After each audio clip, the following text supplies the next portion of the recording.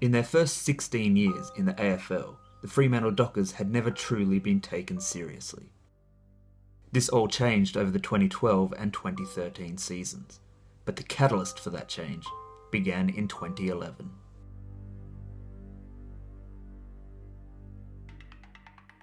First, in a shock announcement, Fremantle has sacked coach Mark Harvey effective immediately. Greg, this decision has stunned the football world. Mark Harvey, with 1 year of his contract to run, has been axed after a comprehensive review of the club, with St Kilda's Ross Lyon expected to take over. Ross, do you feel you've stabbed Mark Harvey in the back?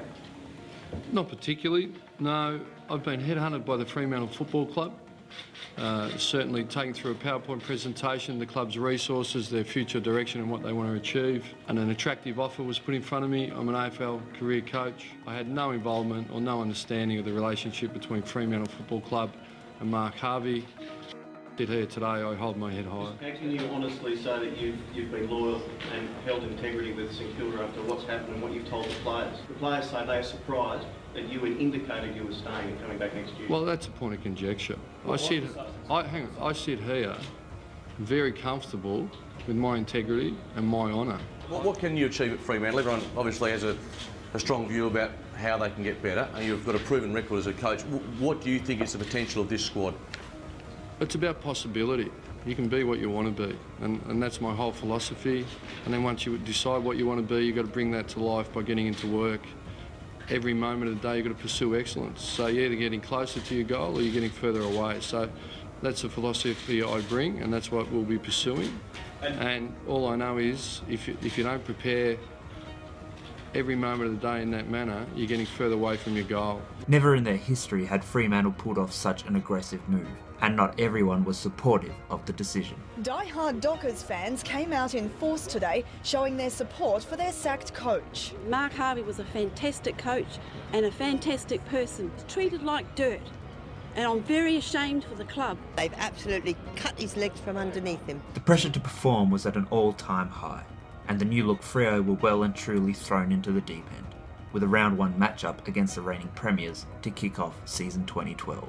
Reigning premiers on a defensive mission. Sandilands with the knock, spoiled by the Cats in the end. Duffield, Sandilands, Hill under enormous pressure. Likewise McPhee, Pavlich playing in front of Lonigan. Big kick of the ball from just beyond 50. Pavlich comes in, good-looking ball to lift the purple haze out of their seats for the first time. It is the man with the most enthusiasm in the game. Ballantyne, a lovely chip, weighted kick, needs a good bounce. Hill, he had to wait for it. It gave Kelly time to close him down. Now Bradley, what can the big man do? Just the one hand, Cooter style, back to Zach Clark. 50 metres out, same distance as Pavlich. It looks damn good. Needs to be left. It is. Winning the contested possession, Fremantle, but they've been very good by foot as well, hitting passes at will. Rally down the line. Here comes Clark. Push out. Advantage, Fremantle, advantage. You heard the call. De Boer for the fourth straight for Fremantle. Beautiful pickup. Squeezed the trigger to Duffield. One of the left couldn't get it. One of the right couldn't get it. Centering ball. Fife! Unbelievable. For a 30-point lead at the 13-minute mark. Fife.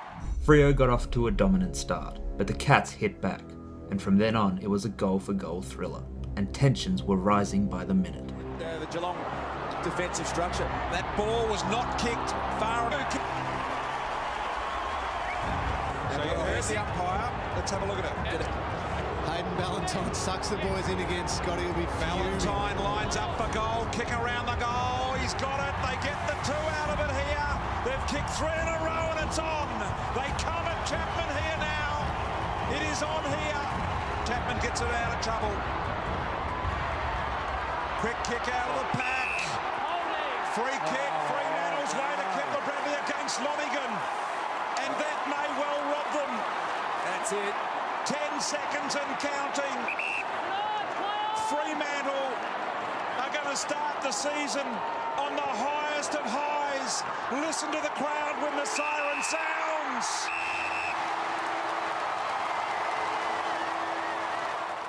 A huge upset gave Fremantle and Ross Lyon the perfect start. After 7 rounds, they were 5-2 and feeling good. but a reality check was around the corner. It's a one-goal game. Sandlands, Suckling reached over the top. Mitchell, Neal, and his arm wrap, that looked a lot like a throw. Main, that looked a little throwish as well. Barlow flicks it out. Guerra, Hale. Duffield and Puopolo tie up. Ibbotson keeps it low. Stolen by Franklin on the move. Look out. He's got a one-on-one ahead. Does he want it? He does. Roughhead's the one. Got it. Kick. What a great kick from Franklin. And you've still got Roughhead in behind. But the majority of fans here at Aurora Stadium have got what they came for. A Hawthorn win and a demolition job on the team that was 6th on the AFL ladder. Hawthorn by 56 in the end. Football, we're back where we started, the crowd ready for action. 20 points each only. Will it break open? And if so, when and which way will it go? We're about to find out. Just meandering along. Look at that. He sold it beautifully. And Stroll's now away. And they've got to half forward all on the back of his great run from Will Schofield. He might fancy himself here. All the way from defence. It was worth a goal. Stand up and applaud that one. Will Schofield. Once again, a very tough shot from close to where the 50-metre line He is. would have kicked 25 goals during the course of the week of training at this angle. Oh, hello. Darling would like to go back and kick. He's going to get 50.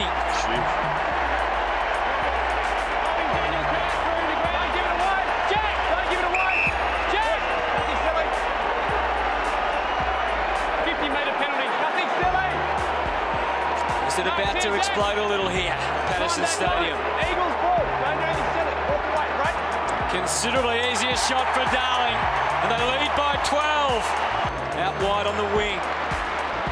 Cox delayed the kick. Cox came. It was a pretty audacious kick, really, and that's not a great handball.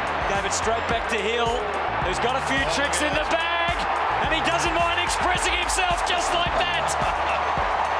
Selwood away with a couple. He's got Rosa, and the setup's complete. Inside for Lynch, and look at that, bang! Just about game over now. Another triumph for the West Coast Eagles. Derby 35, comprehensively belonging to them. There's the final scoreline, 11-18-84 to 5-6-36. Well, that's the lowest score for Freo, I think, isn't it? You said it was 6-6. At Patterson Stadium. 5-6 is not what you want to be remembered for, I wouldn't have thought, in a day where it's absolutely perfect conditions as well. After 14 rounds, the Dockers had fallen to 6-7, having won just one of their last 6 games. Change was needed, but could Ross Lyon and his men turn around their poor form? Free kick to Main, feeds it off to Pearce, wants Pav, and hits him one-handed, still kicks the goal from the goal line. Through Main, Easton Wood, pick and run down from behind. Didn't look like a legal handball. Crowley off the deck, it rolls, it tumbles, and it's brilliant. Fremantle by 25. Advantage paid. Griffin read that beautifully. Took off, a couple of bounces, in full stride. Pavlich on the move. That is as good as it can get. Having another outstanding season. He is gold class. 2012, the ball comes out Barlow's way. He throws it on the boot. It bounces. Goal inside the first minute of the final term. Immediately around the ball on the ground, Griffin, Martin. Griffin to Ballantyne. Quick kick, hurried kick. High ball won't be 15. Big pack flies. Main gets hands, gives it off. That is wonderful from Chris Main. And an easy goal to Michael Barlow. Main leads over his head. Pavlich trying to take it in the fingertips. Gave it to Pavlich. Walters back in the big league. Welcome back, Sun. And the Dockers, who started 5-2, get their noses in front again on the win-loss ratio. They're 8-7. They continue to head towards the finals. Now Mzungu. Here's Hill. Pavlich one-on-one. Spoil from Davis. Gets some help from Treloar. Yep. Here's Pavlich, though. Hasn't managed to kick one at this end. He has now, though. He's in seventh heaven with his seventh. Points, but between the Dockers that have looked a little bit shaded and a little bit weary, Jono. Certainly not running hard. Chance Hill gets up, straightens up, and kicks one, and maybe that'll open things up for the rest of the day. Davis, Power, still trying hard down back. Plenty of opportunity to get the ball, but he's turned it over again. McFarlane looks up, spots Pearce. Now, he is a good kick. He plays on, doesn't muck about. From outside 50, Clancy kicks another one. Ball comes up. Didn't really matter the mark to Davis. The Giants get 5 goals in the second half, but as we always knew, it was going to be 4 points for the Dockers. And in the end, the margin, 95. 5-point start here for Fremantle. Well, we can see an uncontested style of play. The skills are up early by foot, 85% Port Adelaide, Fremantle 90% by foot. 5 clears it long. Pavlich made good position, thought about playing on, does so at the second attempt, and that's a second goal for the Dockers. As quick as you like, they've got 2. Back to Stephen Hill, screws it back with an inside-out talk. Logan, bang, hit by Main. Barlow wants to give it off. Ibbotson a fumble. Paul Stewart, gone again. Tackling by the Dockers inside their forward 50 is brilliant. Mundy got it from De Boer, gets it out to Pearce, who loves to kick a goal. He's a big long kick, and he bangs it through for his first of the day. 4 straight wins and Fremantle were back on track, but they were going to have to do more than just beat bottom 8 sides if they wanted to make finals in season 2012. In round 19 they got that chance, as they faced a rematch with the old rival. Ross, how big is this game in the context of your season? It's really important, you know, there's 5 to go, so we've got 5 AFL teams in front of us, and the Eagles are clearly in the finals and trying to secure top 4. We're fighting for a top 8 berth, and the only way to do that is to keep winning, so it's a vitally important game, and beating everyone below us and around us really, and early in the year we're able to knock off a Geelong and a St Kilda, so, you know, clearly the Eagles are up near the top of the ladder. We need to be able to earn the right to play finals. You've got to beat some good teams, and that's the challenge that lays in front of us, and we're really keen to test ourselves. Oh, the point's trying to get 4 points, you know, so. Look, you know, I understand it's one of the great rivalries, you know, in Australian football. There's, you know, there's showdowns and this, what do they call it? Q Clash, Tropic Thunder, I don't know what it is up there, but clearly the derby here, you know, there's passionate supporters on both sides of the fence, and you know, after being involved with the Dockers for a brief period, you understand the passion, and you know, a club that started second in the state. So yeah, we're really keen to come and put a good show on for our members and our fans, and I understand the rivalry, really respect that. 8-5.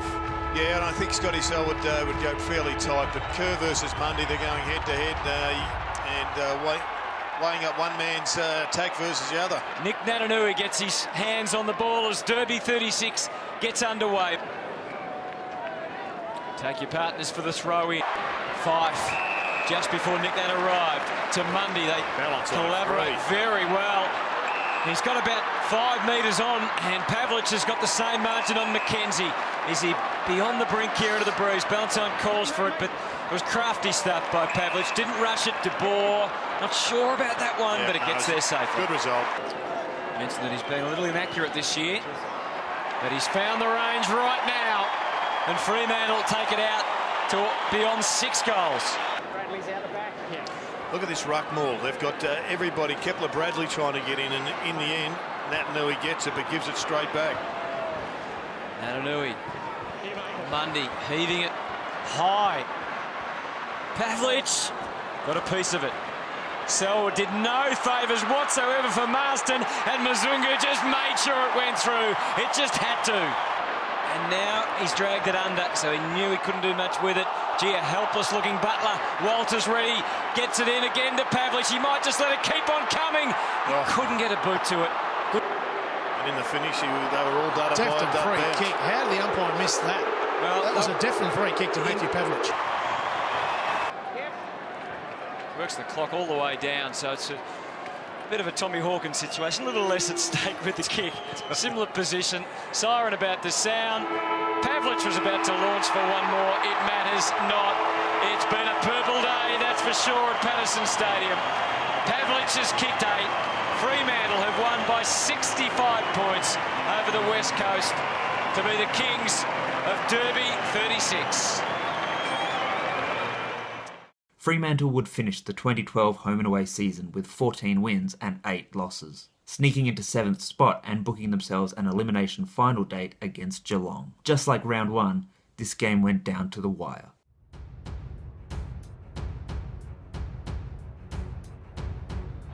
The 2012 season would come to an end for Fremantle in a hard-fought semi-final against the Crows. Despite the disappointing finish, there was a feeling that Freo were on the rise. And if the second half of season 2012 was anything to go by, season 2013 had the potential to be a big year.